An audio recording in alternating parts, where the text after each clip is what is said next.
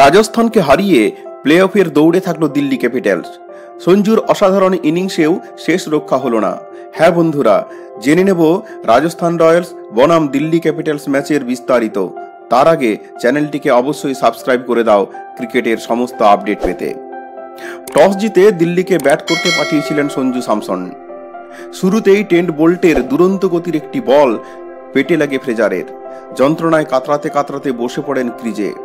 দেখে মনে হচ্ছিল ব্যাটই করতে পারবেন না আর, কিন্তু পরক্ষণেই যন্ত্রণাকে তুড়ি মেরে উঠে দাঁড়ালেন অস্ট্রেলিয়ান তরুণ। তারপর যে ইনিংসটা খেললেন ফ্রেজার, গোটা স্টেডিয়াম বিস্ময়ে অভিভূত হয়ে গেল। একটার পর একটা চার ছক্কায় দিশেহারা করে দিয়েছিলেন রাজস্থানের বোলারদের। মাত্র 20 বলে 50 রানের সেই ঝড় যখন থামল, তখন স্কোরবোর্ডে 4.2 ওভারে 60 রান। দিল্লি ক্যাপিটালসের যে সুর তিনি বেঁধে দিয়ে গেলেন, তাকে ছিন্ন হতে দেননি পরবর্তী ব্যাটাররা। অভিষেক পোড়েল দুর্দান্ত ছন্দে ব্যাট করছিলেন। 36 বলে 7টি 4 ও 3টি ছক্কার সাহায্যে 65 রানের অসাধারণ ইনিংস খেললেন অভিষেক। তারপর অক্ষর প্যাটেল 10 বলে 15, ঋষভ পন্থ 13 বলে 15, ক্রিস্টান ট্রুপস 20 বলে 41 এবং শেষের দিকে গুলবদন নাইব 15 বলে 19 করে দিল্লিকে পৌঁছে দেন 220 রানের দুর্দান্ত একটা স্কোরে। জবাবে শুরুতেই যশস্বীর উইকেট হারায় রাজস্থান।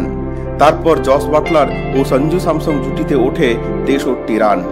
বাটলার 19 রানে আউট হলেও সঞ্জু একের পর এক জুটি গড়ে রাজস্থানকে জয়ের লক্ষ্যে এগিয়ে নিয়ে যাচ্ছিলেন।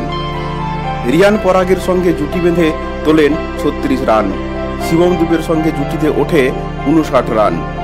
মাত্র 46 বলে 8টি 4 ও 6টি বিশাল ছক্কার সাহায্যে 86 রানের একটা অসাধারণ ইনিংস খেললেন সঞ্জু। রাজস্থান 15.4 ওভারে তোলে 162 রান। তারপর আউট হয়ে যান সঞ্জু। হাতে তখনও ছিল 6টা উইকেট। রাজস্থানের পরের দিকের ব্যাটাররা কিন্তু আর পারলেন না 221 রানের লক্ষ্যে পৌঁছাতে। তবে সাই হোপ বাউন্ডারির ধারে সঞ্জুর যে ক্যাচটি ধরেন, তাতে তিনি বাউন্ডারি লাইন টাচ করেছিলেন দেখা যাচ্ছে। আম্পায়ারের আরও ভালো করে রিপ্লে নেওয়া উচিত ছিল মনে করছেন বিশেষজ্ঞরা। তাই নিয়ে শুরু হয়েছে বিতর্ক। সঞ্জু ওইভাবে আউট না হলে হয়তো খুব সহজেই ম্যাচ বের করে নিত রাজস্থান।